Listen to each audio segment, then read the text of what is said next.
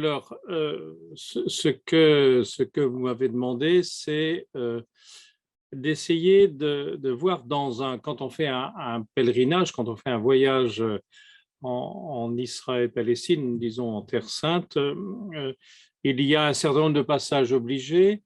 Et en fait, cette terre n'est pas n'importe quelle terre, c'est une terre qui porte l'histoire d'un peuple et qui porte l'histoire d'un livre. Et ce livre, il est commun aux juifs et aux chrétiens. Vous m'avez particulièrement demandé, dans un pèlerinage, comment est-ce que le voyage sur la terre peut nous permettre de rentrer dans des composantes essentielles du judaïsme. Alors, j'ai juste entendu la fin de l'exposé du rabbin Jonas, du rabbin Jonas. J'espère que ce que je vais dire ne va pas le contredire. Enfin, ça me surprendrait d'ailleurs que nous nous contredisions. Alors, je vais commencer, si vous le voulez bien, mais j'imagine que les intervenants ici doivent connaître. Vous le savez peut-être, j'ai été rédacteur des cahiers évangiles pendant une quinzaine d'années, je ne le suis plus. Mais quand on prépare un voyage en Terre Sainte ou un pèlerinage, je crois qu'il y a 2 ou 3 cahiers qu'il est important de connaître. Alors, concernant l'Ancien Testament, mais également ses liens avec le Nouveau Testament, vous avez le cahier évangile numéro 162. Tenez, je le présente là, mais enfin, vous voyez à l'envers. Bon. Le numéro 162, qui a été rédigé par quelqu'un qui a vécu très longtemps en Israël et qui s'appelle Alain Marchadour. Alain Marchadour a été très longtemps professeur à Toulouse. C'est un assomptionniste. Il est maintenant retiré. Pendant très longtemps, il a été à Saint-Pierre-une-Gallicante et il a beaucoup œuvré pour les dialogues entre juifs et chrétiens, entre chrétiens palestiniens, chrétiens arabes et puis les juifs. Mais c'est sa méditation sur la terre qu'il avait fait avec David Newhouse qui est important. Et dans le cahier évangile numéro 162, il avait intitulé La terre que je te ferai voir. Ça, c'est le premier cahier évangile. Il y en a un deuxième qui va paraître au mois de juin prochain, qui sera le numéro 200 des cahiers évangiles. Et l'équipe de rédaction a voulu faire ce cahier évangile sur Jérusalem. Mais Jérusalem vu largement, à la fois la Jérusalem historique, la Jérusalem eschatologique, la Jérusalem d'aujourd'hui, la Jérusalem d'hier. Et avec, bien évidemment, puisqu'il s'agit des cahiers évangiles, un fort enracinement et toute une constellation de références bibliques. Donc, je l'annonce pour le mois de juin prochain, le numéro 200 des cahiers évangiles.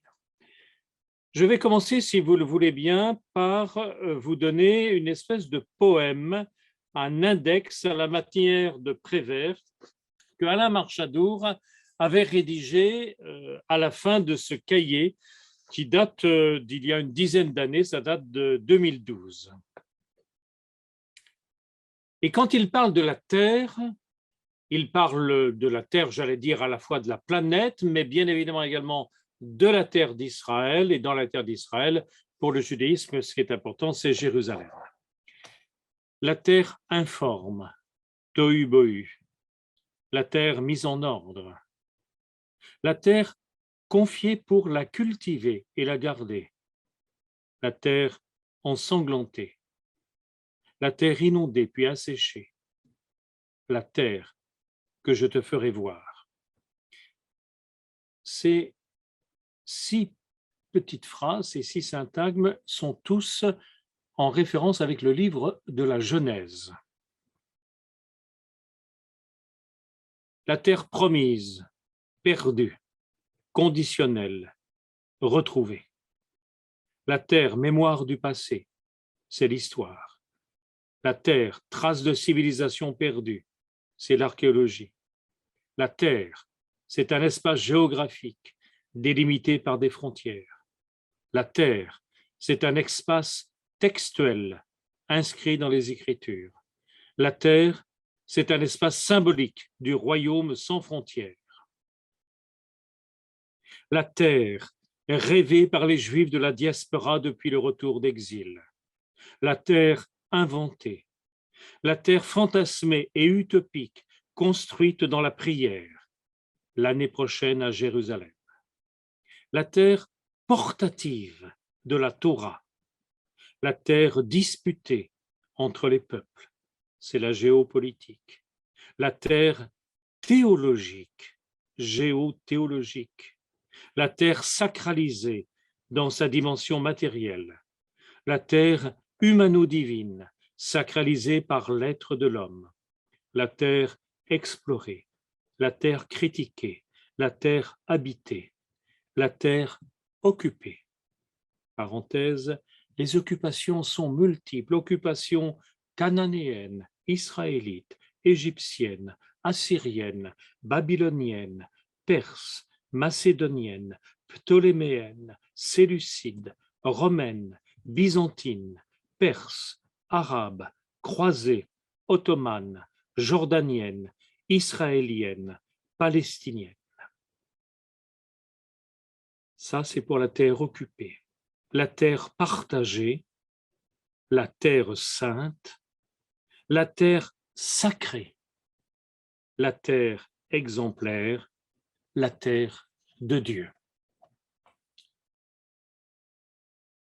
J'ai un petit peu voyagé, mais je ne connais pas d'autres pays au monde dans lesquels ce qui concerne l'être humain, sa relation avec Dieu et les relations des êtres humains entre eux, avec les groupes auxquels ils appartiennent, religieux, mais également sociaux, historiques, nationaux, eh bien, dans lequel tout cela se conjugue. Et de ce point de vue-là, la terre d'Israël aujourd'hui, quelles que soient d'ailleurs ses frontières, le conflit israélo-palestinien reste toujours en arrière-plan quand on va en terre d'Israël, eh bien, cette terre-là est aussi une conjugaison de points d'interrogation auxquels nous n'avons pas à apporter de réponse trop rapide. Lorsqu'on va en terre d'Israël, il y a plusieurs itinéraires possibles. Il y en a qui commencent par le désert, puis ensuite ils filent en Galilée et ils reviennent pour terminer à Jérusalem. Il y en a d'autres qui commencent par Jérusalem, puis ensuite ils vont dans le désert, puis ils terminent par la Galilée. Il y en a d'autres qui évitent le désert, qui se concentrent, mais ça dépend évidemment du nombre de jours, qui se concentrent sur Jérusalem d'une part et la Galilée d'autre part. Si vous le voulez bien, je vais vous donner, avec mon expérience, j'ai guidé des groupes pendant plus d'une vingtaine d'années, ayant été étudiant moi-même à l'école biblique et archéologique française de Jérusalem. Quand j'étais étudiant, ça remontait il y a 30 ans, nous avions chaque week-end, on allait sur un site, dans un terrain. Je crois que je me suis mis un peu la terre dans les pieds. Et puis on commençait par un grand voyage au mois d'octobre qui était dans le désert du Negev. Et je dois avouer que je garde évidemment une tendresse pour le désert et j'aime bien tous les groupes que j'ai amenés. J'ai toujours aimé les amener d'abord dans le désert. Alors que l'on loge à Arad, que l'on aille jusqu'à Eilat, à mon avis, ce n'est pas indispensable, que l'on soit à Arad, que l'on soit à Be'er-Sheva, il est important de séjourner au moins une grande journée, 2 jours dans le désert, et si possible, puisque c'est parfaitement réalisable, de marcher dans le désert, ne serait-ce que dans le Maktesh Ramon ou bien le Maktesh Agadol, l'un ou l'autre. J'aime bien le Maktesh Ramon, les deux sont spectaculaires, mais le Maktesh Ramon est évidemment beaucoup plus, et non loin de là, vous avez le site de Avdat, ville nabatéenne, et puis ce qu'il y a en dessous, la source et la vallée de Aïn Avdat. Pourquoi le désert? Le désert, simplement à cause de ceci. Vous connaissez le proverbe Touareg qui dit ceci: Dieu a créé un pays plein d'eau pour que les hommes puissent vivre, un pays sans eau pour que les hommes aient soif, et il a créé un désert, pays avec et sans eau pour que les hommes trouvent leur âme. Le désert dans la Bible est une réalité absolument essentielle et je ne vois pas que pour comprendre Jésus, il faille éviter le désert. D'abord parce que dans l'évangile de Matthieu et de Luc, la première grande expérience spirituelle de Jésus juste après son baptême, c'est justement le séjour au désert. Et dans ce séjour au désert, Matthieu et Luc, qui ici sont les témoins d'une même traduction, eh bien, citent l'expérience du peuple d'Israël dans le désert avec un certain nombre de citations du Deutéronome, chapitre 8 et chapitre 6. C'est dans le désert que le peuple d'Israël devient véritablement le fils du Seigneur. C'est dans le désert que lui sont données les règles, les lois, les commandements qui vont régler ensuite son séjour sur une terre qui lui sera donnée et qu'il n'aura pas forcément à conquérir, quand bien même Josué fera dans le livre de Josué, nous le savons bien, un certain nombre de coups d'éclat. Le désert, c'est aussi, pour le prophète Osée, le temps des fiançailles. Et de fait, dans la tradition juive et chrétienne, le désert, c'est le lieu où Dieu se fiance avec son peuple. Je vous donne une petite citation d'un professeur, d'un jésuite, professeur à Rome, qui s'appelle Jean-Pierre Sonnet, qui est également un poète. Il dit ceci: pour la Bible hébraïque, le désert, et le désert en hébreu se dit midbar, le désert est le lieu par excellence où l'homme s'accorde à la parole de Dieu. Et parole en hébreu, c'est dabar. Midbar, désert, dabar, parole. Et c'est sans doute dans le désert que l'on entend le mieux la parole de Dieu.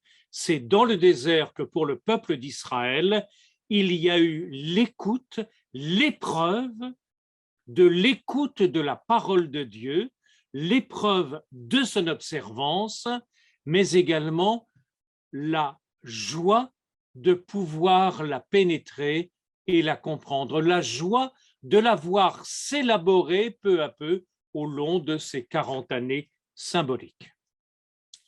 Quand je dis le désert, je vais maintenant vous donner quelques lieux. J'ai dit tout à l'heure que les lieux que je préférais, c'était le Maktesh Ramon. Avec les pèlerins que nous accompagnons, alors tout dépend de l'état de santé des pèlerins, je trouve qu'il est bon et de prévoir une journée, c'est l'idéal, sinon une demi-journée de marche dans le Maktesh Ramon. Il n'y a absolument aucun danger, les routes sont bien balisées, c'est fléché, on peut se permettre de faire une boucle en 2 heures, 3 heures, et quand je dis 2 heures, 3 heures, c'est en s'arrêtant pour méditer. Si je peux me permettre de citer mon expérience, et sans doute que d'autres l'ont, lorsque j'arrive avec un groupe dans le Maktesh que le car nous a laissé, il y a un endroit donné dans lequel c'est après le campement de Béhéroth, après le campement bédouin, un peu plus loin, il y a un parking tout à fait aménagé. Eh bien, on se met sous un des maigres arbres qui sont là, on admire le paysage, les cailloux, le sable, les falaises, et à ce moment-là, je lis le livre du Deutéronome. Non pas en entier, évidemment, puisque nous avons 34 chapitres, mais je lis ce qui est évoqué dans les tentations de Jésus au désert, c'est-à-dire ce qui commence par le schéma Israël, mais ce qui se poursuit par l'évocation de la longue route dans le désert.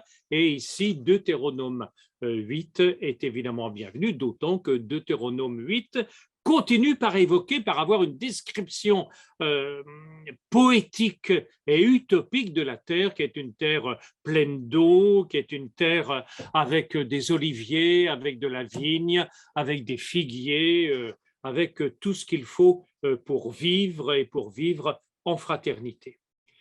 Dans le désert, je propose ensuite de faire l'expérience marcher pendant ne serait-ce que 45 minutes, en silence, ayant simplement à l'oreille le vent quand il y en a, le bruit des cailloux des autres, etc., c'est une manière, me semble-t-il, unique de faire comprendre un tout petit peu, ce qu'a été le long séjour du peuple d'Israël dans le désert. Ce n'est pas dans ce désert-là que le peuple d'Israël a erré, bien évidemment, c'est dans le désert du Sinaï. Mais ce désert-là peut donner une petite idée de ce que c'est que, l'aridité du désert avec ses dangers. Alors, peut-être que vous aurez la chance de croiser un ou deux scorpions, c'est très bien. Bon. Peut-être que vous aurez la chance, mais de voir des aigles. On les voit d'ailleurs quand on est en haut du Maktesh, pas forcément quand on est dans le Maktesh lui-même. En tout cas, si vous voyez un aigle, écoutez, qu'est-ce que vous voulez? C'est Exode chapitre 19, je vous ai porté jusqu'ici comme sur les ailes d'un aigle. Voilà une image qui vient directement du désert et qui nous dit quelque chose de l'identité de Dieu. Les scorpions, c'est un peu autre chose, justement. On a eu les scorpions, on a eu mal aux pieds, nos pieds, et pourtant Dieu nous a gardés. Et il nous a gardés, il nous a fait marcher, comme le dit le psaume, sur la vipère et le scorpion. Je vais peut-être un peu trop insister sur les scorpions, l'essentiel n'est pas là. L'essentiel, c'est bien de méditer Deutéronome, chapitre 6, chapitre 8. Et puis, il est intéressant ensuite de s'asseoir à l'ombre d'une falaise, parce que ce n'est pas les arbres que vous trouverez, mais on trouve des coins d'ombre dans le désert, de s'asseoir et puis de partager à ce moment-là. Qu'est-ce que cette petite expérience de 3/4 d'heure, 1 heure dans le désert, qu'est-ce que ça a touché en nous? Qu'est-ce que ça a touché? On peut se livrer à ce moment-là à une petite expérience, si vous avez le temps, de Lectio Divina. On peut également, mais à mon avis, ce n'est pas dès le départ qu'il faut le faire.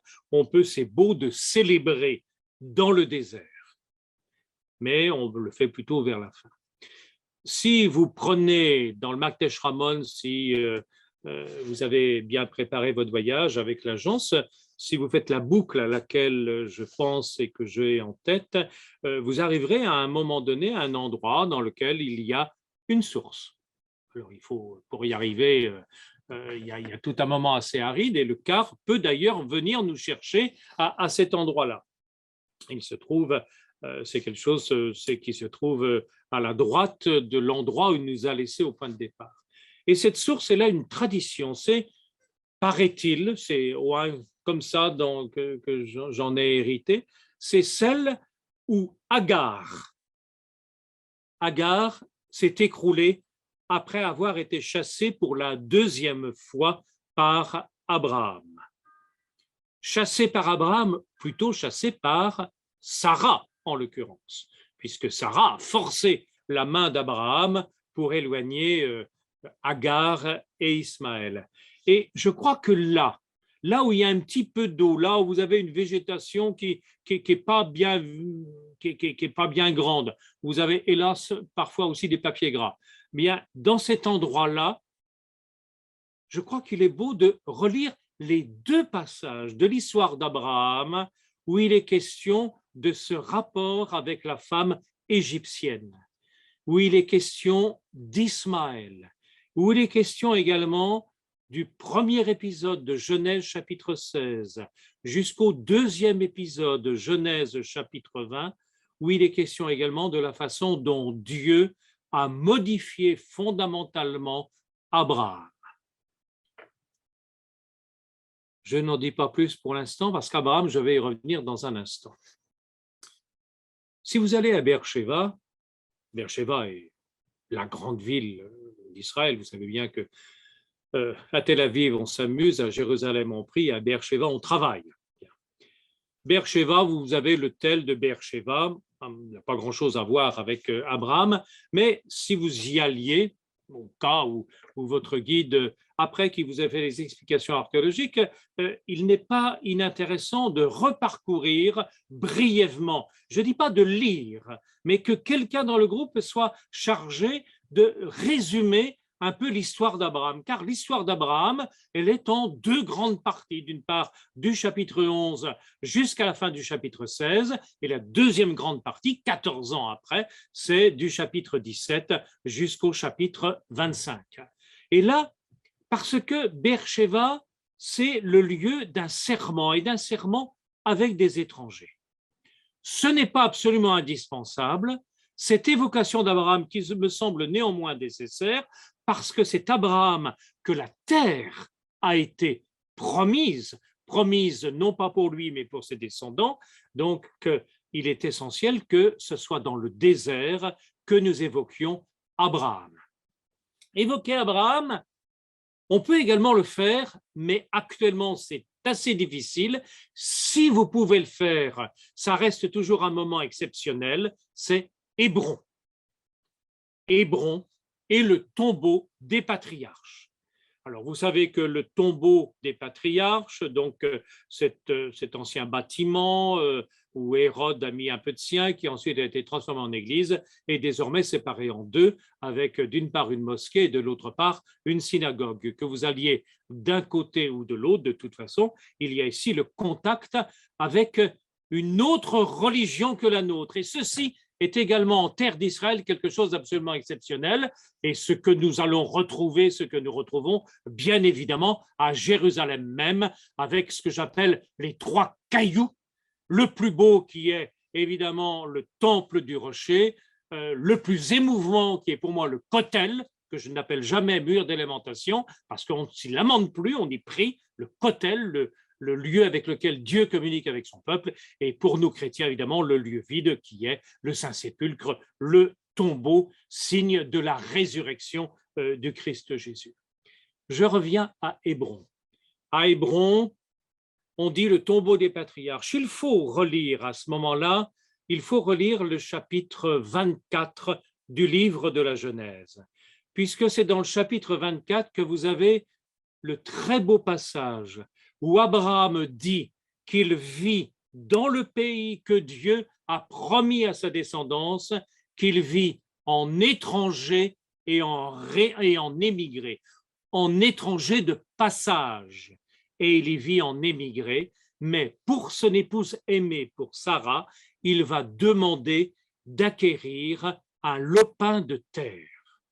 La première terre d'Israël, c'est ce petit lopin que Abraham a acheté pour son épouse Sarah. Ce n'est pas forcément dans ce qu'on appelle le tombeau des patriarches. Et à Hébron, le champ, les chaînes de Mamré, c'est un peu difficile à trouver. C'est aujourd'hui, si tant est que ce soit juste, c'est aujourd'hui au milieu de la ville, c'est un terrain vague. Et là, seules les conditions politiques ne sont pas toujours idéales pour faire ce voyage à Hébron, qui est toujours, enfin pour moi, qui est toujours une très belle chose. J'ai parlé du désert, Beersheba, Hébron. Il y a maintenant un autre lieu que nous devons absolument évoquer. Ce n'est pas Masada, Masada c'est Hérode le Grand, mais c'est En-Gedi, sur le bord de la mer Morte. En-Gedi sur la route qui nous mène à Qumran. En-Gedi, c'est aujourd'hui un parc national. Alors, si vous y allez en octobre-novembre, il ne va pas y avoir grand-chose. Si vous y allez en mars-avril, la végétation va être luxuriante. Et En-Gedi, la source du Chevreau, vous avez ici deux choses à évoquer. Il y a d'abord, je ne sais pas si c'est d'abord, parce que c'est très différent l'une de l'autre. C'est David. 2 épisodes de la geste de David. 2 épisodes qui sont exemplaires de la geste du pardon. C'est dans le 2e livre de Samuel, chapitre 24, et premier livre de Samuel, excusez-moi, premier livre de Samuel, chapitre 24 et chapitre 26.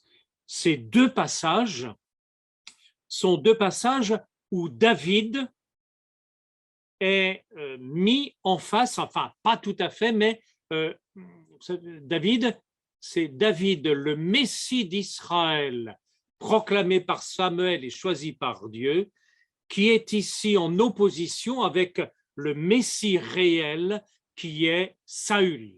Saül, dont la liturgie, la semaine dernière, nous a fait lire le choix par le Seigneur.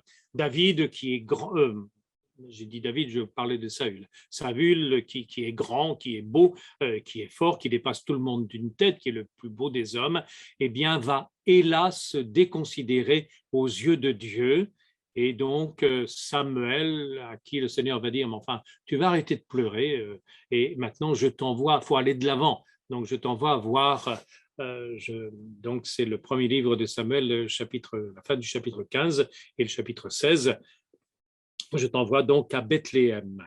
Vous pouvez également évoquer à Bethléem, on n'y pense pas assez souvent. Hein.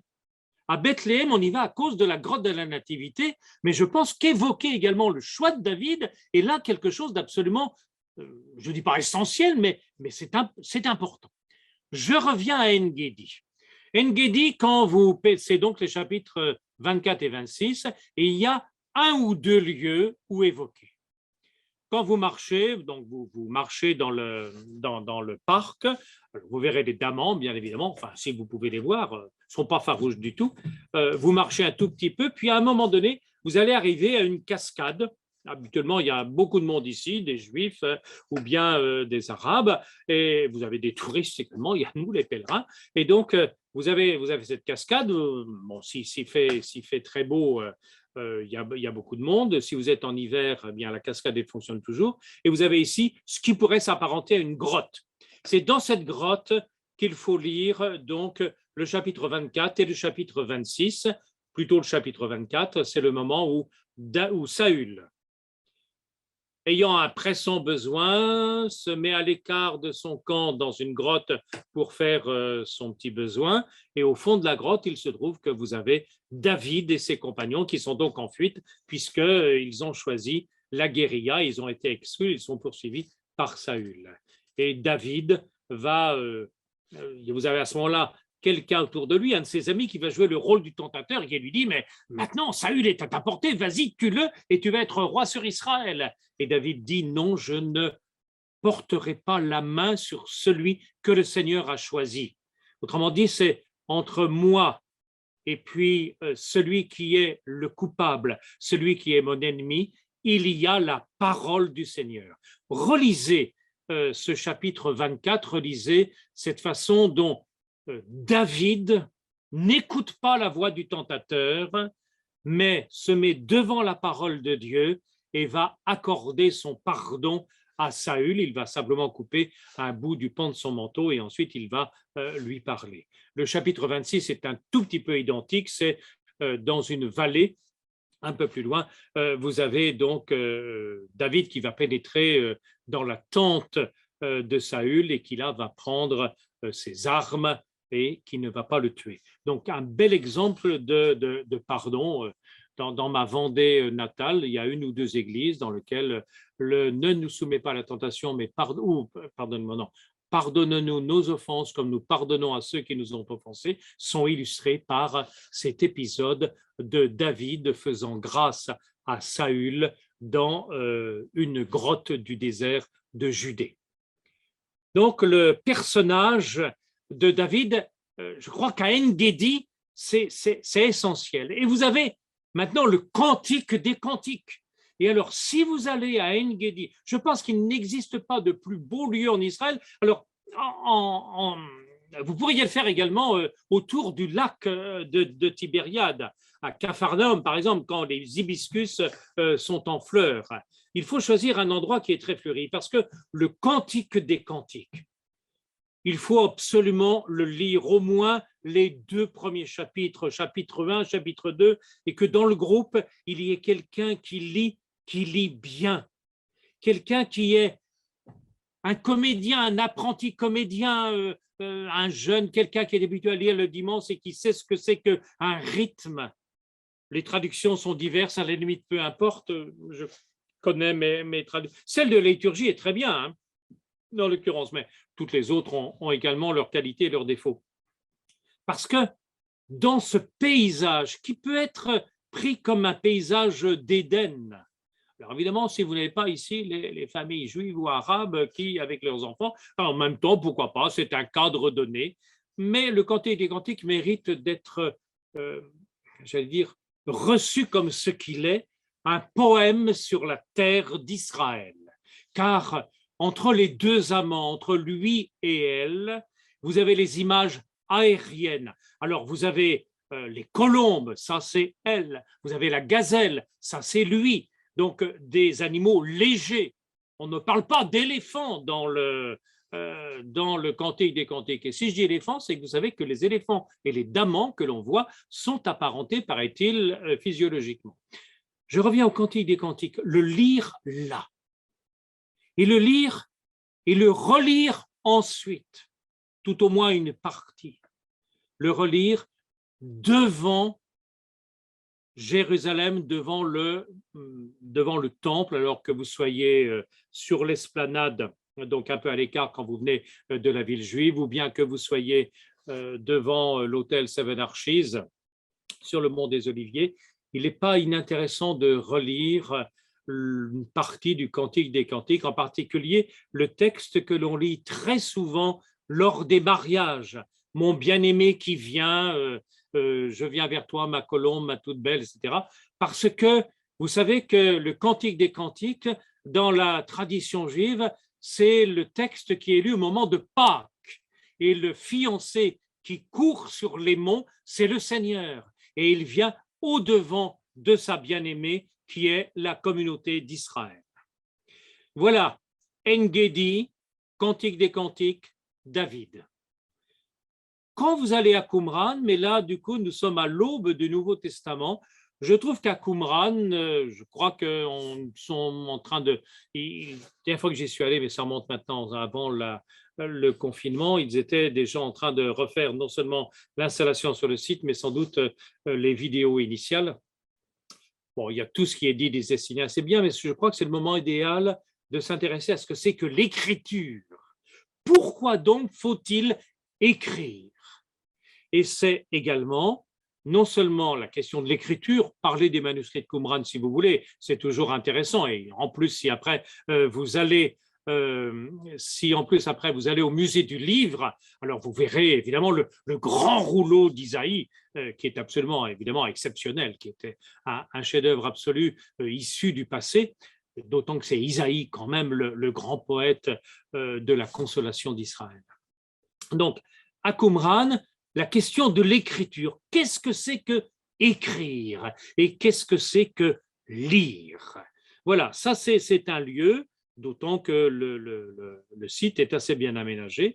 Et puis, par ailleurs, je pense qu'il est intéressant, si ça n'a pas été fait à un autre moment donné, moi je déteste faire des explications dans les cars, je préfère qu'on soit sur les sites, qu'on soit bien assis, qu'on écoute bien. Eh bien, vous avez également de dire ce que sont les grands groupes religieux à l'époque de Jésus. Vous avez donc, d'autant que le Jourdain n'est pas loin, occasion d'évoquer les baptistes, même si vous allez ensuite au lieu supposé du baptême, à Bethamara, même évoquer évidemment les pharisiens, évoquer les sadducéens, évoquer les esséniens. Voilà. Je pense que c'est le moment où on peut le faire de manière très simple et vous avez d'excellents ouvrages. Je me permets de reconnaître, de recommander encore un cahier évangile, si vous le voulez bien. C'est le cahier évangile numéro 174, la Judée au temps de Jésus. Donc voilà, il a été fait par Christian Saunier et Bernard Roland et j'ai eu la joie de pouvoir le mettre à jour. Donc le cahier 174 sur la Judée au temps de Jésus, ceci pour connaître un petit peu le milieu juif dans lequel Jésus et les apôtres ont appris la Torah, ont chanté avec les psaumes, ont recueilli les histoires de David et certainement se sont réjouis d'entendre le Cantique des Cantiques. J'étais un peu long sur le désert. Vous sentez que j'y ai mon cœur, il est quelque part un peu là-bas. Si vous le permettez, je vais aller plus vite, mais j'espère que ça sera quand même assez intéressant. Je m'en vais en Galilée maintenant. Donc, vous êtes arrêté à Jéricho. Je laisse de côté Jéricho tout simplement parce que le site ancien avec la prise de Jéricho, on peut toujours en parler, hein, avec Josué chapitre 3 et site. C'est pas inintéressant de faire le lien entre la sortie d'Égypte et le passage de la mer, Exode 14, et l'entrée dans la terre promise, qui est une entrée pacifique finalement, puisqu'il n'y a même pas à combattre pour entrer. Donc, Jéricho, le site ancien. Donc, du coup, si vous avez un très bon guide historien, il vous dira tout ce qu'il faut dire sur la prise de Jéricho. Donc, on laisse Jéricho de côté. Vous avez le baptême de Jésus, je n'en parle pas, et vous filez directement, en longeant la Samarie, vous filez directement donc en Galilée. En Galilée, il y a le lac de Tibériade, Nazareth et les environs. Alors, en ce qui concerne le lac de Tibériade, faire le tour du lac de Tibériade, aller à un moment donné au mont Arbel, qui est un parc national, le matin, pour terminer ensuite de l'autre côté, le soir, au-dessus, donc à la lisière du plateau du Golan, et vous avez ici des mochaves qui ont des lieux dans lesquels on va voir, c'est évidemment une très belle chose. Mais le lac de Tibériade lui-même, il n'en est pratiquement pas question dans l'Ancien Testament. Pratiquement pas question. Capharnaüm non plus. Il n'est pas question non plus, et surtout pas de Tibériade. Jésus n'est jamais allé à Tibériade. Par contre, le lac de Galilée, en ce qui concerne l'Ancien Testament, c'est une occasion d'évoquer la mer. La mer comme le lieu de tous les dangers. La mer, alors et on peut repartir à ce moment-là du chapitre 5 de l'évangile de Luc avec cette injonction de Jésus à Pierre, avance au large, qu'on peut également traduire par avance en profondeur. Aller au large, c'est l'aventure, aller en profondeur, c'est aller au-devant du danger, et qui peut nous protéger sinon le Seigneur Dieu. Donc évoquer la mer, eh bien c'est évoquer l'un de ces textes fondateurs que j'ai juste cité en passant il y a un instant, qui est le grand passage de la mer, Exode chapitre 14. Eh bien, le méditer devant le lac de Tibériade peut sembler un peu incongru, mais dans l'organisation d'un pèlerinage aujourd'hui, je ne vois pas de lieu plus approprié que celui-là.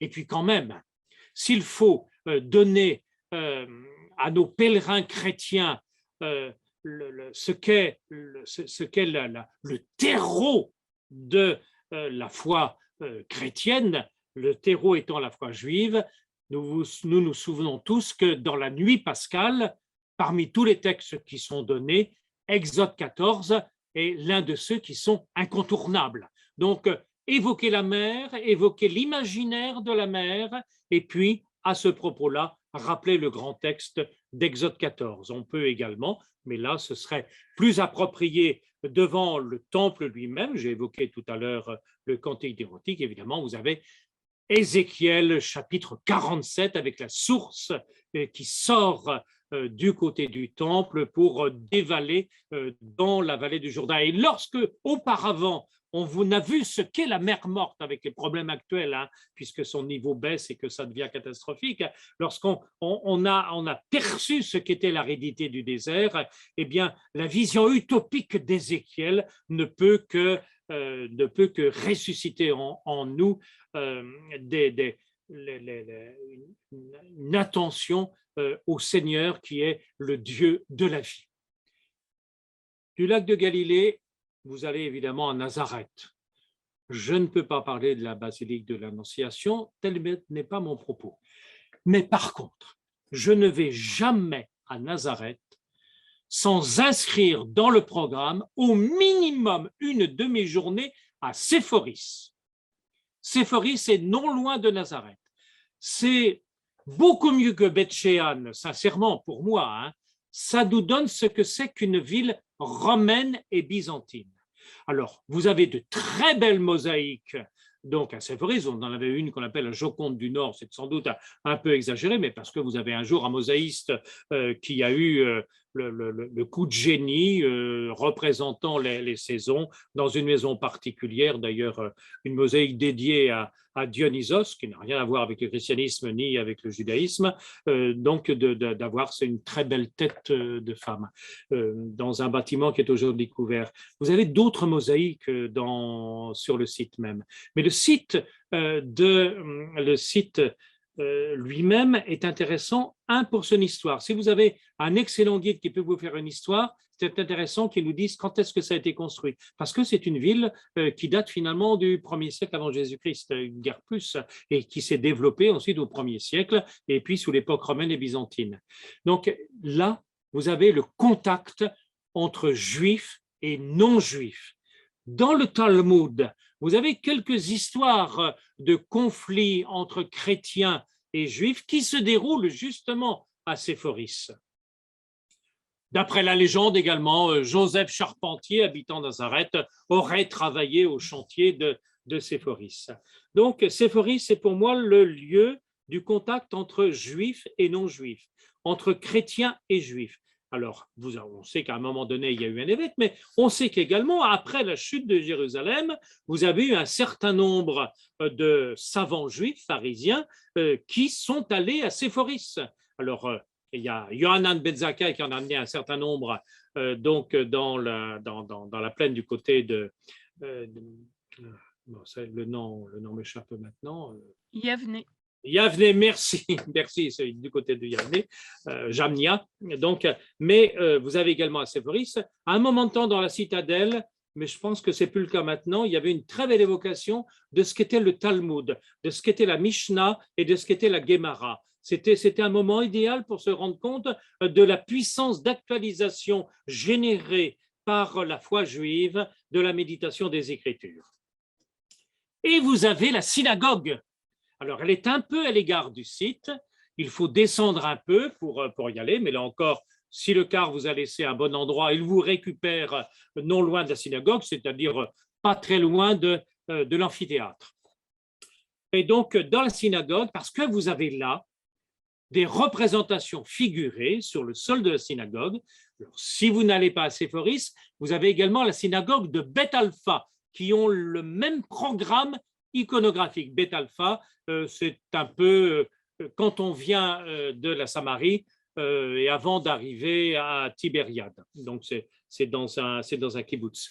Donc, la synagogue de Beth Alpha, qui date du 5e ou 6e siècle de notre ère, ou la synagogue de Séphoris, qui date elle-même également du 4e, 5e siècle, ont le même programme iconographique qui est en deux parties.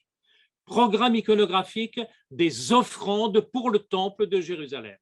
Et puis ensuite, ça c'est un côté visuel d'image, avec tout ce qui convient pour les fêtes, avec pour les sacrifices également, une occasion idéale de parler là, dans un lieu de prière juif, de l'importance des sacrifices dans la foi juive, en ne mélangeant pas ce qui est l'immolation et l'offrande. Ça, c'est une bévue que font assez souvent les chrétiens. Et puis, la deuxième chose de ce programme iconographique, qui hélas est très abîmé à Séphoris et beaucoup plus visible à Beth Alpha, c'est Abraham, le sacrifice, donc Genèse chapitre 22. Pour moi, c'est un des passages incontournables. Genèse 22. Genèse chapitre 22, Abraham, Isaac, prends ton fils Isaac, celui que tu m'aimes, et porte-le en holocauste sur la montagne que je t'indiquerai avec tout le drame d'Isaac. C'est l'un des textes phares, non seulement de la religion juive, mais également de la religion chrétienne, puisque c'est l'un de ceux qui vont servir à comprendre le mystère du sacrifice du Christ. Voilà pour Séphoris, qui est donc pour moi un incontournable. Une fois que j'ai dit ceci pour la Galilée, il arrive parfois que l'on puisse aller au mont Carmel. Alors le mont Carmel, c'est évidemment le prophète Élie. Et le mont Carmel, c'est quelque chose, c'est très boisé. On peut s'arrêter à Megiddo avant si vous voulez, mais Megiddo à ce moment-là, qui n'est pas énormément évoqué dans l'Ancien Testament, et néanmoins, lorsqu'on s'y arrête, en dehors du côté historique qui est très important avec les conflits entre les Égyptiens et les gens du Nord, les Hittites, eh bien vous avez la mort du roi Josias, donc dans le deuxième livre des rois au chapitre 20, et on peut toujours parler auparavant de la réforme de Josias, cette réforme absolument essentielle, puisque de tout l'Ancien Testament, vous savez qu'il n'y a, pas, habituellement, on retourne au Seigneur de tout son cœur et de toute son âme. Nous connaissons bien en Marc, chapitre 12, aimer le Seigneur, quand le scribe demande à Jésus quel est le plus grand des commandements, eh bien, tu aimeras le Seigneur, ton Dieu, de tout ton cœur, de toute ton âme, de toute ta force. C'est donc le schéma Israël de Deutéronome. Mais vous avez trois termes: de tout son cœur, de toute son âme, de tout son esprit. Or, dans l'Ancien Testament, il n'y a qu'un seul personnage à qui ces trois caractéristiques sont attribuées, c'est Josias. David, qui est le grand qui la référence, il a aimé le Seigneur de tout son cœur et de toute son âme. Mais de tout son cœur, de toute son âme, de toute sa force, les traductions diverses, c'est donc Josias.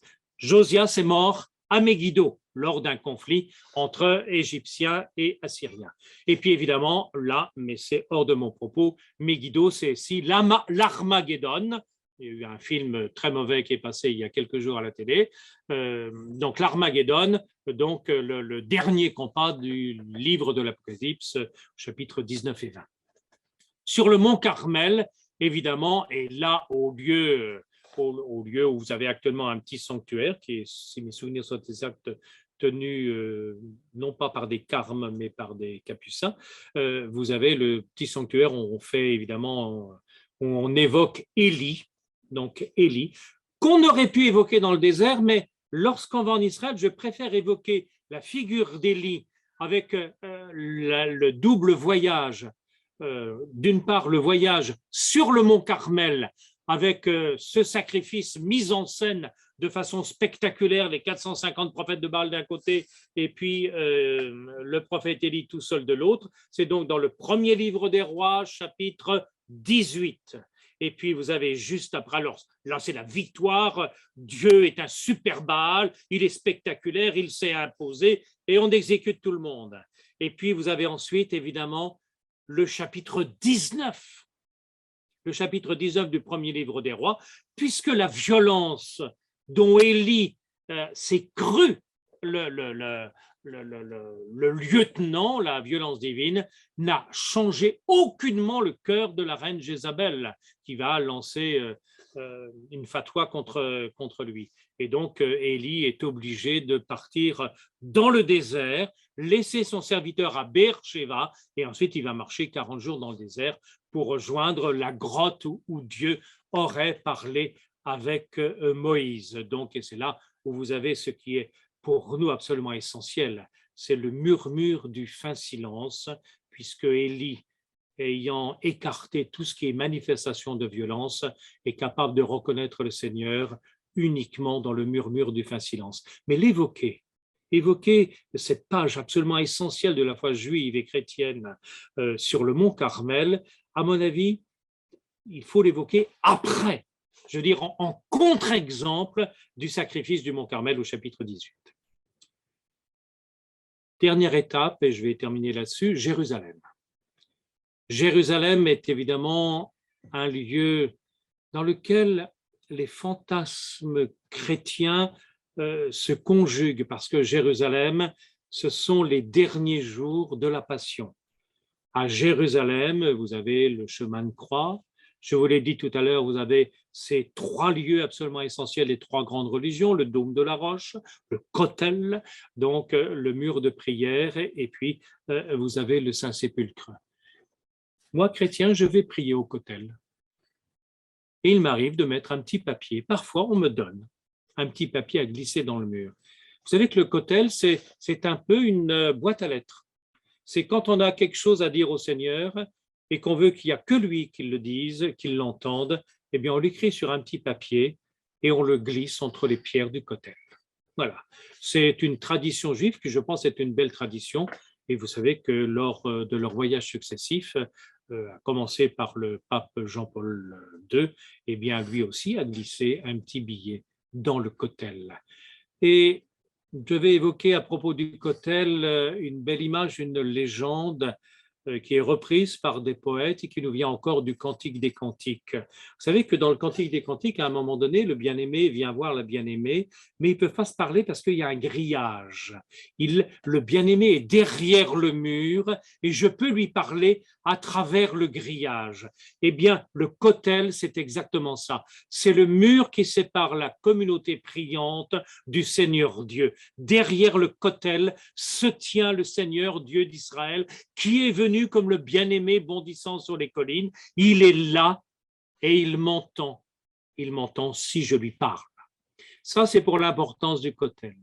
Si nous avons la chance de monter sur l'esplanade, ce qu'à Dieu ne plaise, il y a 30 ans, je pouvais monter comme je voulais. Hélas, aujourd'hui, c'est beaucoup plus difficile en raison de la situation actuelle.